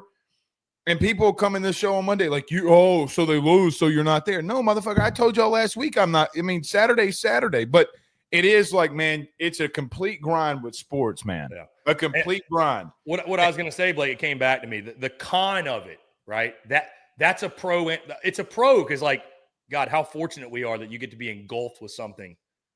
I wake up. I know you do too. I wake up every day fired up to do it, man. I'm so pumped every single day. It's a blast. I had a conversation with somebody over the last week or so. Like, I don't know about you. Maybe I'm weird in this way, how I'm wired. Like, when somebody says, like, are you working? I don't even like using the word work, man. I don't like using the word job. I'm like, my work is play, bro. I mean, it is technically, I suppose, work. But to me, I define when I have to do work is anything essentially you don't want to do that has to get done. People always ask me. There's very few of those things for me. Like, really, truly. Like, people always ask me, are you doing shows today? And I'm like, can you name a day that I'm not? Yeah, I had somebody tell me, like, you got so many. It's actually our friend Daily Joy. Shout out to Joy, who came into Hoover, and she was a huge reason that we stumbled upon the LSU. Couillon's going to attract to the Couillons. We hung out with the Couillons like magnets. So shout out to Joy for really helping the week in Hoover end with a bang. She essentially said, because we had Friday Night Spikes, got a show to do. I'm like, yeah. This is what we do. The glory of it all is fun, Blake.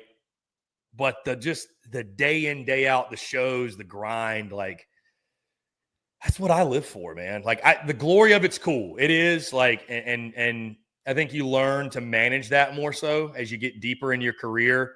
I think you see the pros and the cons of that because you can. Yeah, I mean, I can speak to in the earlier years when like really started to pop off, and I'm sure for you same way. Like when AYS starts to pop off, and you probably went to LSU football games, and that attention feels really good. Like it's cool. It's like damn, like when people start taking pictures with you, it's one thing. When they start asking for your autograph, you're like, we're doing some serious shit. Yeah, and I've never just candid. You never got that? I've never had anybody ask me for an autograph. The only thing was that's like shocking to me. That's shocking. Like was when we went to the baseball game, and like in my humble opinion, you know, it's like, and I don't think he'll mind me saying this. It's like if you walk up to Mikey Matuk when we were all hanging out, and you get Matuk's photo with him. Well, he's a legend. I mean, that doesn't – I don't bat an eye at that. Yeah. Then the dude walking up to us, and we're walking down, it's like everybody's stopping us, whatever. And I'm just like, okay. And really, that's why it's so crazy because people are always not credentialed. Bitch, I am listen. There's 92 of these in this. There's 97 of these. Yeah. Here's what I would say, not to go down the credential rabbit hole again. I'll put it to you this way. This is not like a flex on anybody or like anything like that, but there's having credentials and then there's being credentialed. You see what I'm saying? Like, correct. Listen, like I got credentialed when I went to Florida, Miami, but brother, I was far credentialed beyond that piece of paper. Exactly. You see what I'm saying? So like, that's you. I mean, that's you with LSU. Like, if you want to start talking shit about credentials and shit, like don't brother, do let's that. not go there. Let's not go there. Like this isn't. We don't need to have some dick measuring contest because that shit's stupid. But like, I'll whip that thing out and measure it if you want me to. I will whip that thing out and measure that crawfish. You don't want to do it. You don't want to do it. No, you don't want to do it. You don't want to do it. I'll sit here and be quiet if I can't live up to it. But like, no, I mean, like. I think what's been different for me and what's been more weird for me than anything has been like my son's situation in reference to like you brought up like him hitting earlier. It's like that's been more of a bigger hit, the humanity of it. You know what I mean? More of the humanity of it. And I'm like, yeah, dude, brother, I gotta retire. I ain't putting no money in no Roth IRA. My retirement is we're hitting nukes, cuz. Yeah. Like we got to hit some nukes around here. I just think that, and maybe you felt this, maybe you haven't as much, but I know for me on my journey, like, and I think any like pro athlete goes through this, or anybody who pops off, especially I think what we do is a really, really cool profession. It's a cool industry. It's a cool whatever. We have cool careers. Call for what it is. When you pop off in something like that, you have to learn how to handle that. You have to, I mean, like I was not nearly, I let ego run a little wild when I first started popping off a little bit. And now I'm much more level from the standpoint. It's you know, we'll equate it to sports because that's what we do. Like when Kirby Smart said, humility is a week away in this conference. Like humility is a day away in life. Like you're just, I have tons of confidence, tons. I have plenty. But you also keep yourself grounded and level because I feel like the moment you let yourself get out above your skis, it's kind of like the baseball gods. Like you got to be careful. It's a fine line. The moment Mikey said it best. He said it best. You respect the game will respect you back. The moment you start disrespecting the game, it's going to correct you with fire. Quickly. It is, especially if you make that a habit, it is going to correct you. So you respect the grind will respect you. You respect the game will respect you. And I think it's cool, man, for me and my personal journey, I've had to grow and evolve as a human being as my business has grown and evolved. And I know for a fact my business wouldn't have grown and evolved and elevated and continue to do so without the continued elevation of my own self, really, truly. So I really, that's the cool part of the journey. That's the really, really, like, I had somebody ask me, do you wish you moved to Nashville sooner? I'm like, no. the timing worked out perfectly, exactly as it should. I didn't receive this blessing of being in this place until I was ready to receive it and flourish and make the most of it and be we didn't get to talk about this because, it's been a few weeks, but I was sitting there thinking to myself, Blake, and I'm like, I think about the moves I've made and like places I've moved. And I never stopped and thought about this before any of them. So that's how I know it's real. I was like, I'm so excited to move to Nashville because I've never moved anywhere and be like, I am truly, and I'll continue to get better and improve and evolve. But like, I can say with full confidence, I am the best and strongest version of myself mentally, physically, spiritually as I've ever been. Truly. And like, that is, I've worked really hard for that. And I'm very grateful to say that. So I'm ready to receive everything that this city has to give me. I'm obviously far beyond the late nights out and the early mornings, but yeah, it's really cool, man. Again, I think that's the cool part of the journey. Like you really do, you're faced with challenges unlike that I would say the common person doesn't face, but you have the opportunity to learn from them and grow from them, and it makes you that much better. And, I'm excited for what lies ahead. I mean, that's why I always say the joy is in the journey. It's that's why I think it's so funny. People, I'm sure they ask you, what's the end goal? I'm like, bro, my goal is not to get to 50 and retire and do nothing. If you dropped $100 million in my lap right now, I still need a purpose. I mean, I still need something. Now I might be doing it from some island or something or from a yacht. Oh yeah, you drop 100. I'll be doing it from the yacht. Bye. You ain't seeing my fat ass no more. It's easy to say you'd never hear from you again, but dude, I guarantee you, Blake, you'd be like, damn, I miss getting after it and ruffling some feathers on social media and just having it. I mean, yeah, I'm sure I would, but man, listen, I'm eating escargot in that bitch too. The finest crawfish. The finest crawfish. You give me $100 million, we're gonna buy us a crawfish boat. We're gonna go get the crawfish our damn selves. Oh yeah, I mean, I'm gonna own all the crawfish ponds. I ain't doing shit. I'm not doing shit, Chris. I'm just gonna tell you. But you ain't doing shit, but what you want to do. That's the key.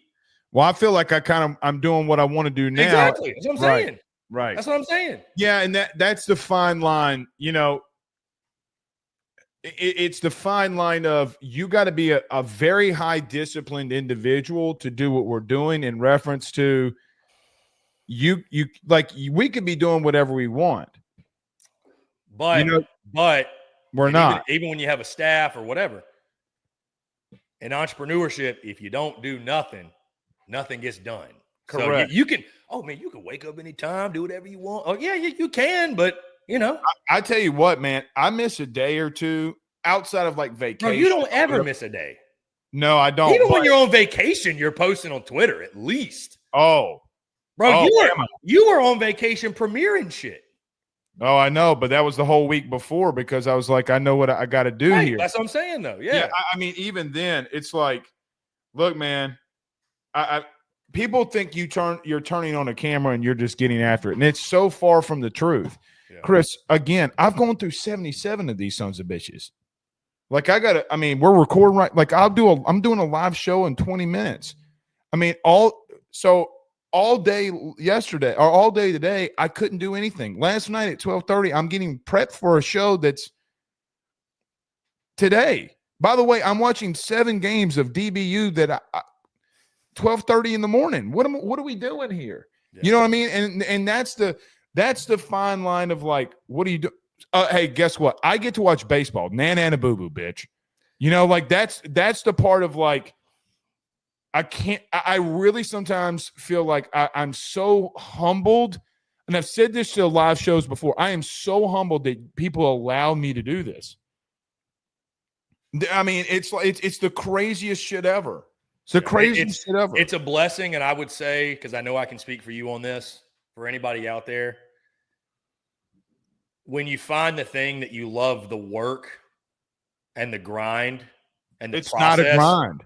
Well, I'm saying that when you find the thing where you love the process more than the end result, you have found the thing. You found what you're meant to do in life. Because like that's whether it's being an athlete, business, content, being a parent, any other venture. The people that succeed, they love the day in, day out more than anything. Ask Aaron Judge if he hates going to a stadium every day. Everybody loves hitting the walk-off home run. Not everybody loves putting thousands of hours in the cage off a tee. Right. That's the difference. That's why everybody would take the end goal.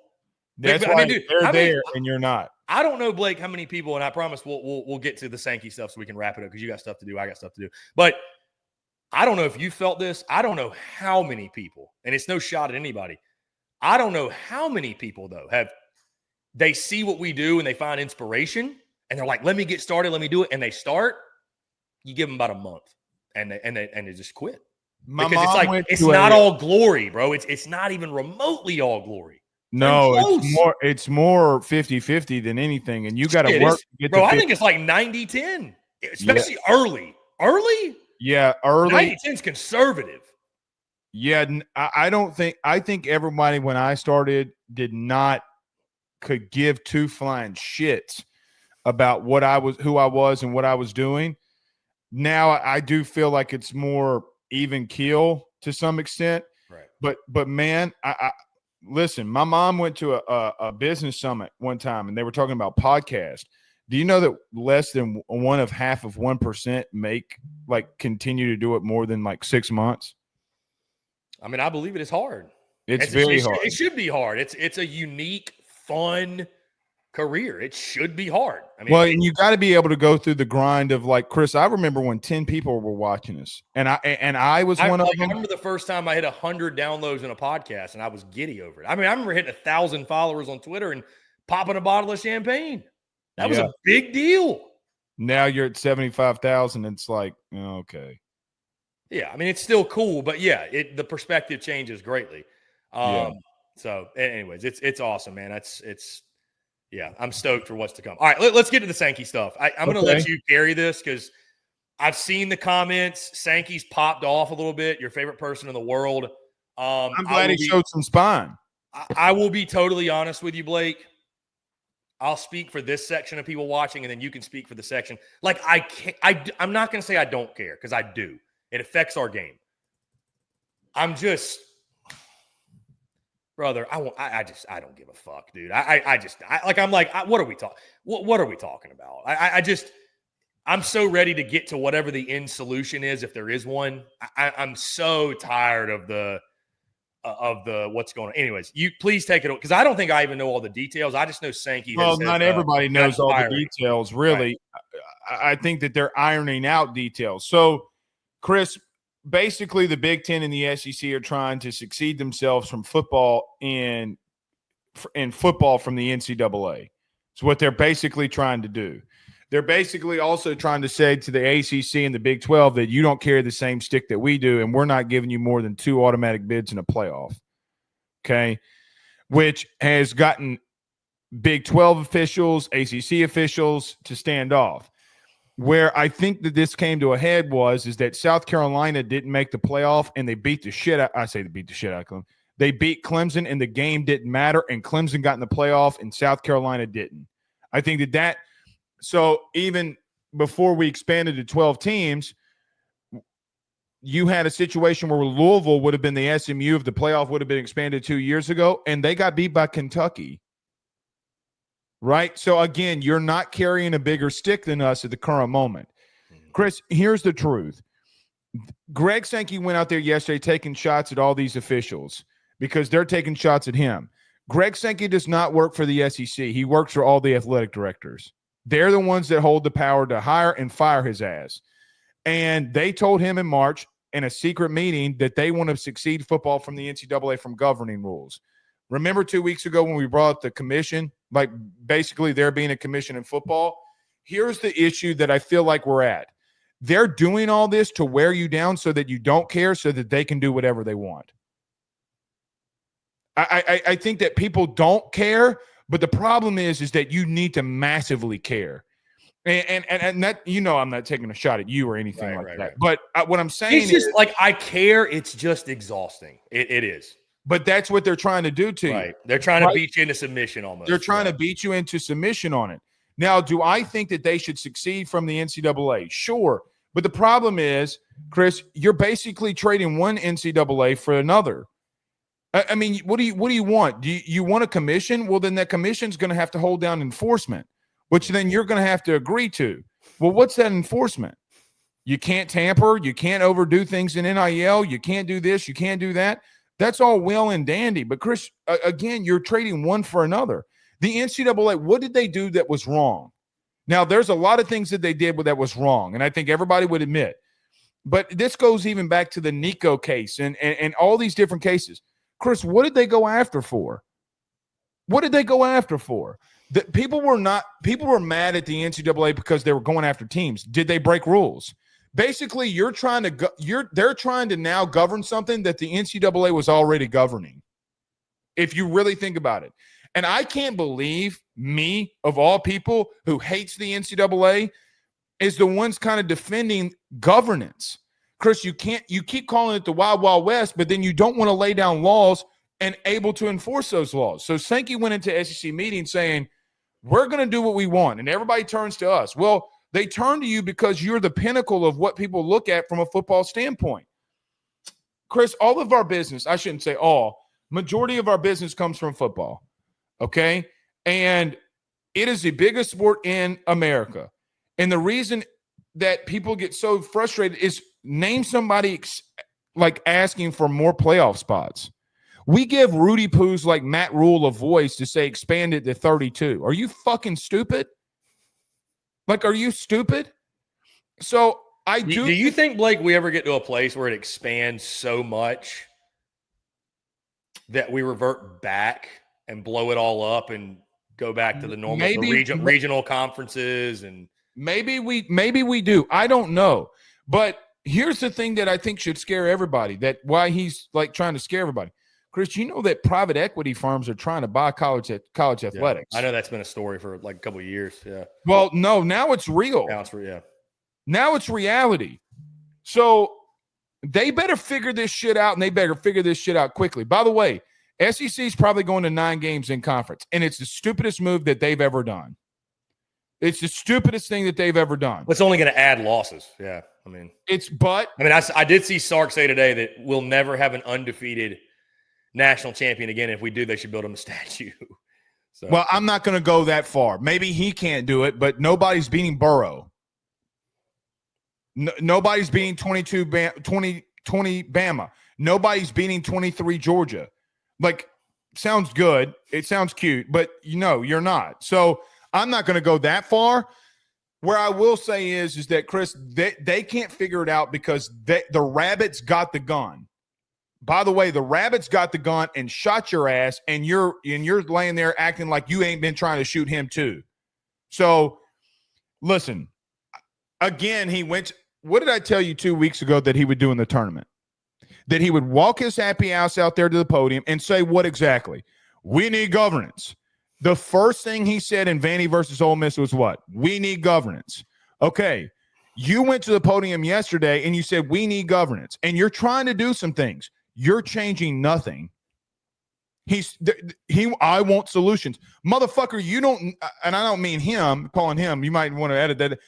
I'm saying that as a whole list. What are you doing? Chris, what are they doing? Everything that they've done has hurt the sport. Like you've mentioned, you don't want to talk about it. Good.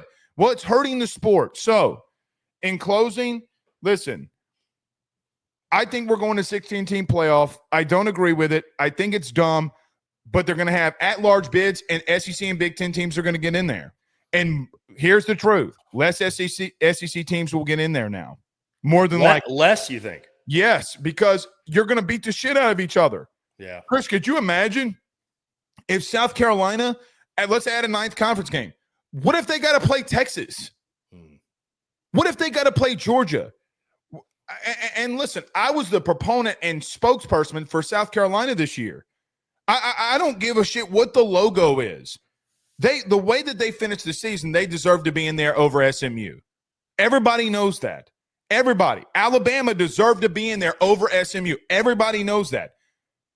Chris, Clemson went 0-4 against the SEC last year, and they had an automatic bid to get in the playoff.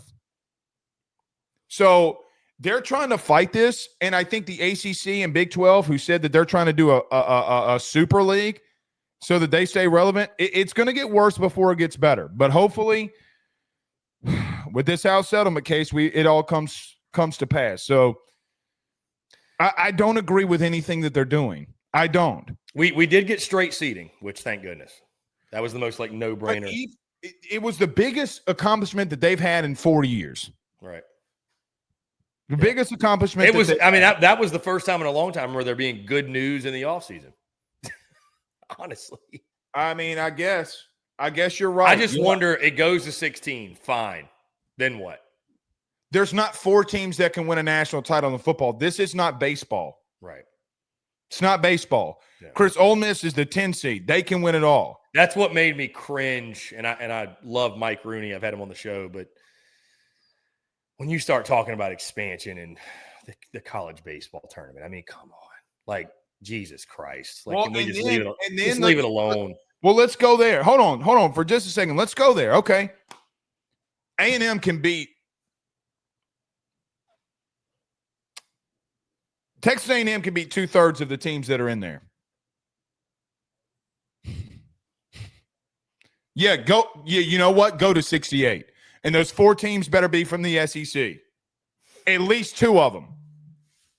Am I lying? Right. Am I lying? A&M could do that. Chris, Virginia, same way. Virginia, same way, which you could argue they should have got him, but their head coach, though. We'll see. Yeah, we'll see. Next week we might have a coaching Mississippi State talk. Yeah, some little state talk. Blake, let's put a pin in it. Really good stuff.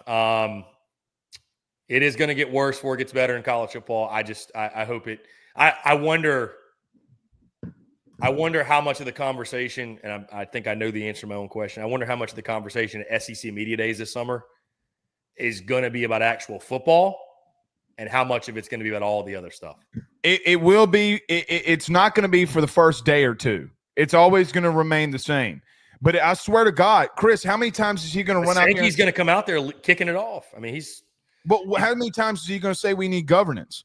If you and the Big Ten want to succeed and y'all want to partner together, see, here's the thing. The SEC, look, you have an SEC platform. Here's the truth. The SEC can't do it alone. Whether we think that we can or we can't do it alone. We need the Big Ten. Whether you agree with it, don't agree with it, it's just an overall fact. You got to have the both of them or you're going to crumble. So if you got the both of them and they're joined at the hip, then they run college football. And quite frankly, Chris, for the first time, I think it's the right thing to do.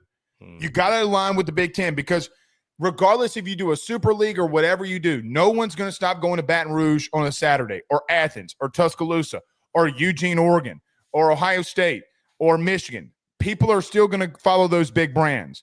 So, again, I will just end it by saying you can keep running out there and saying we need governance. But, again, you're going to have – like, Chris, Sankey was a part of expanding it to 12. He admitted that yesterday. He admitted to accepting what happened and then blamed everybody else for it. He blamed other conferences for how last year was structured. Brother, you signed off on it. You were the ones who said that we need to do this. So, again, now you're pointing the finger at the Big 12 commissioner. He didn't get a vote. What? Yeah, I could be on this all day. I could be on this all day. So, again, we're, it is what it is. Thank God baseball season's not over yet. With that being said, Blake, I appreciate you. It's going to be a fun weekend. Really excited. You may see Blake Ruffino back on our airwaves on Friday at some point, just depending on what we do from a live show perspective. But we might be going like almost all day. So really good stuff. Blake, you're the man. Closing thoughts, anything else? I'm good. You're good. All right, cool. I'm We're good as go well. Out to T-ball tonight and hit some nukes. Ben Ruffino's ready. Pitchers beware, even though they're playing T-ball. So outfielders beware. Back up. And we got a new Marucci bat. Oh. My pocketbooks are screaming. I know how much that shit costs. Guys, we appreciate y'all tuning in to Your Point, episode 7, officially in the books. Guys, as always, make sure you like, subscribe, turn on notifications, check us out via podcasts. Wherever you get your podcasts, you can also find us across all social media platforms, as well as our website, secunfilter.com. Guys, before we get out of here, I want to tell you about our friends over at FanDuel, because as always, we're brought to you by our friends at FanDuel. The wait is over. Baseball season's finally here, and you can start the season strong on FanDuel, America's #1 sportsbook, because right now FanDuel is celebrating the return of baseball by giving new customers $250 in bonus bets if your first $5 bet wins. FanDuel's got so many ways for you to get in the action, from hits to steals to home runs. They got a lineup filled with all your favorite bets, or if pitching is more your thing, FanDuel's got a deep bullpen of bets, from strikeouts to shutout innings. So when you place your first bet, it can be on almost anything, and if it hits, you'll get $250 in bonus bets. Guys, don't forget, they're going to have lines for every single regional, every single game. There's odds to win the College World Series out right now. Make sure you get on the action and visit FanDuel.com/SECU to join today. That's FanDuel.com/SECU. Make every moment more of FanDuel, official partners of Major League Baseball. Must be 21 and up at present in select states. For Kansas, in affiliation with Kansas Star Casino, or 18 and up at present in D.C. First online, real money wager only. $5 first deposit required. Bonus issued as non-withdrawable bonus bets expire 7 days after receipt. Restrictions apply. Terms of sportsbook.fanduel.com. Gambling problem, call 1-800-GAMBLER. Or visit FanDuel.com/RG. Call 1-888-789-7777. Or visit ccpg.org/chat in Connecticut. Or visit mdgamblinghelp.org in Maryland. Hope is here. Visit gamblinghelplinema.org. Call 800-327-5050 for 24/7 support in Massachusetts. Or call 1-8778-HOPE-NY or text HOPE-NY in New York. Once again, he's Blake Ruffino. I'm Chris Phillips. We appreciate each and every single one of you tuning in. Episode 7 of To Your Point is officially in the books. Y'all take care. Hey, enjoy the baseball this weekend. We'll catch you next week.